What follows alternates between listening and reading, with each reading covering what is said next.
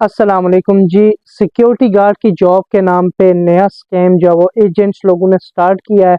अभी कुछ देर पहले एक लड़के की मुझे कॉल आई, 20 बंदे जो है वो विजिट पर बुलाए गए और उनको बुलाकर रूम में बिठा दिया गया है और उनको वीज़े वगैरह नहीं दिए। हर बंदे से 10,000, 11,000, 12,000 जिस तरह जिससे जितना डाल लग सका एजेंट ने लिए और मोस्टली एजेंट अभी ऐसे ही कर रहे हैं। मुझे पता है कि आप लोग वीडियो को स्किप कर देंगे और कोई लोग जो है वो गौर से सुनेंगे, क्योंकि ये जो लड़का ये मेरा फॉलोअर है और इसने अनलकीली वो वीडियो स्किप कर दी थी जो मैंने इसी एजेंट के बारे में बनाई थी कि ये एजेंट जो है वो ऐसे ऐसे कर रहे हैं तो आप इनको पैसे ना दें। तो ये कि उसने स्किप कर दी थी और उसने पैसे दे दिए और यही मसला आप लोगों के साथ भी हो सकता है।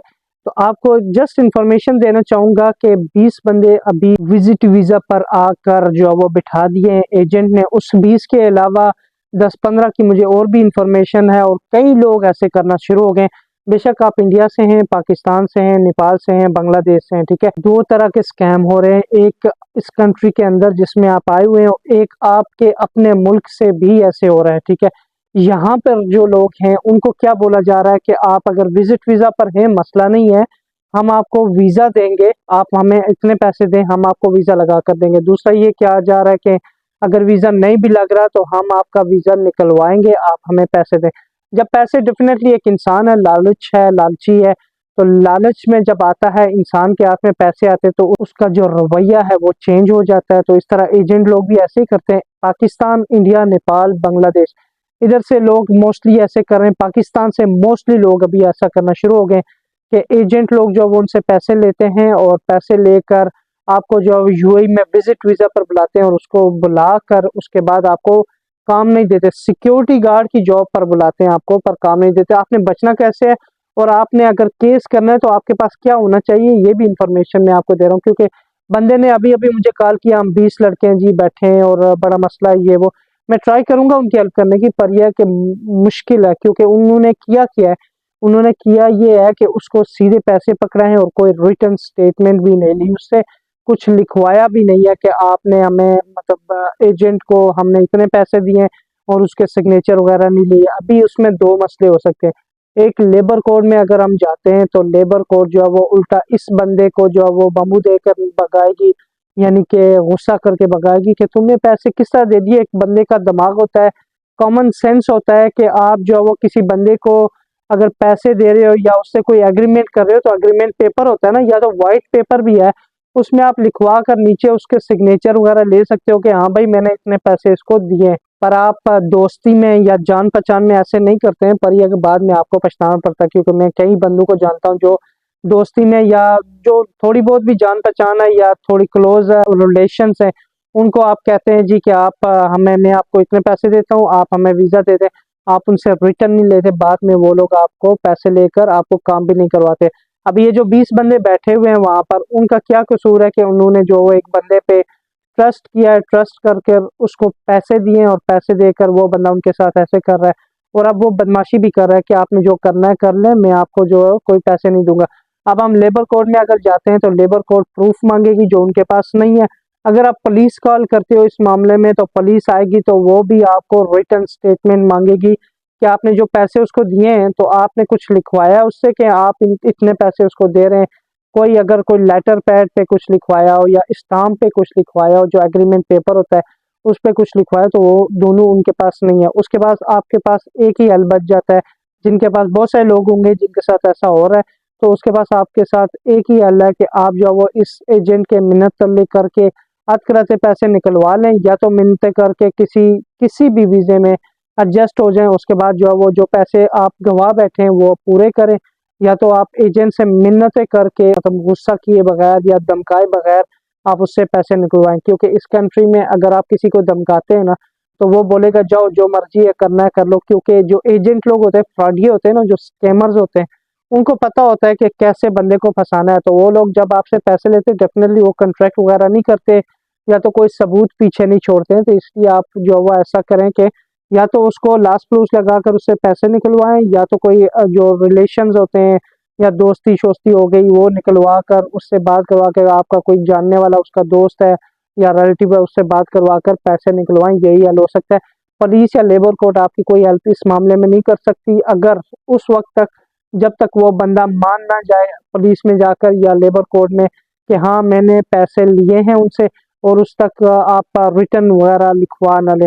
एक और बहुत बड़ा स्कैम चल रहा है अभी जो सब एजेंट है। मैं हमेशा कहता हूँ कि कुछ भी पैसे दें वीजे के या कुछ भी, तो आप सब एजेंट्स को ना दें, और रजिस्टर्ड जो एजेंसी होती है उसको आप पैसे दें। जब रजिस्टर्ड एजेंसी को पैसे देते हैं तो वो लोग, अगर आपका वीजा नहीं भी लगा ना, तो आप उनके खिलाफ केस भी कर सकते हैं, पुलिस कॉल भी कर सकते हैं। उस एजेंसी में जाकर आप वहां पर पुलिस कॉल कर सकते हैं। पुलिस उस एजेंसी में आएगी, उसको वार्निंग देगी, या तो लेबर कोर्ट होती है, ठीक है।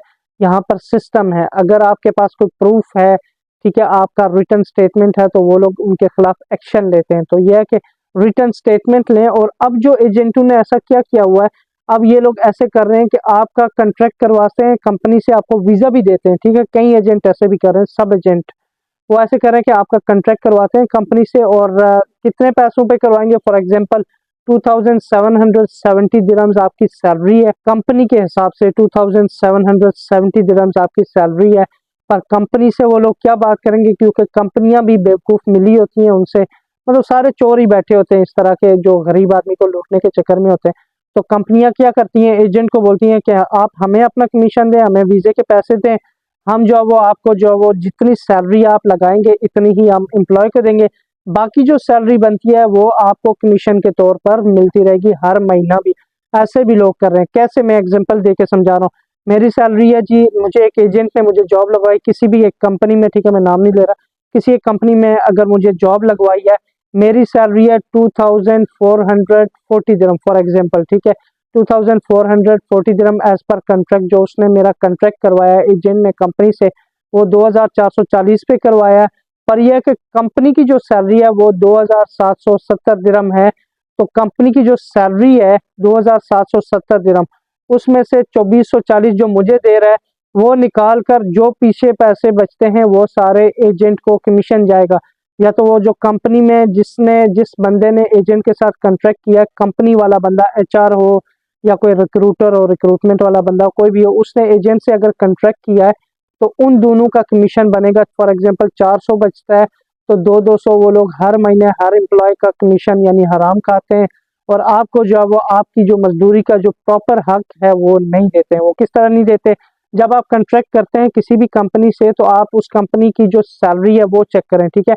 उनकी वेबसाइट पे या उन पे जो बंदे काम कर रहे होते हैं उनके चेक करें उनसे जी के इस कंपनी में कितनी सैलरी है टोटल एम्प्लॉयज की। क्योंकि कई बार होता है जी ऐसी जो फ्रॉड कंपनियां फ्रॉड तो नहीं होती, मतलब वीजे देती है, पर जो स्कैम करते हैं ये इस तरह का स्कैम, उसमें ये होता है एक बंदे की सैलरी होगी जो 2770, दूसरे की होगी 2600, तीसरे की होगी 2400 कुछ, एक बेचारा 2000 ले रहा होगा। वो क्यों ले रहा होगा, क्योंकि वो सब एजेंटों के हथे चढ़ा होता है। सब एजेंट जो है वो आपको पूरी सैलरी वगैरह लेकर नहीं देते हैं, वो लोग अपनी सैलरी पूरी लेते हैं और आपको जो है वो आधी देते हैं, क्योंकि उन्होंने कॉन्ट्रैक्ट किया होता है। तो इसलिए कुछ भी ऐसा करें, अगर कोई भी कॉन्ट्रैक्ट करें, सब एजेंट से आप बिल्कुल कॉन्ट्रैक्ट ना करें, ठीक है। चाहे वो पाकिस्तान में है, इंडिया, नेपाल, बांग्लादेश में है, या इस कंट्री के अंदर है जिसकी मैं बात कर रहा हूँ उसके अंदर है कोई एजेंट, तो उससे बिल्कुल इस तरह की कोई जो डील है वो आप ना करें। क्योंकि बाद में जब आप फंस जाएंगे तो आपको कोई प्रूफ वगैरह आपके पास नहीं है, तो ना आपकी लेबर कोर्ट हेल्प करेगी, ना आपकी जो पुलिस है,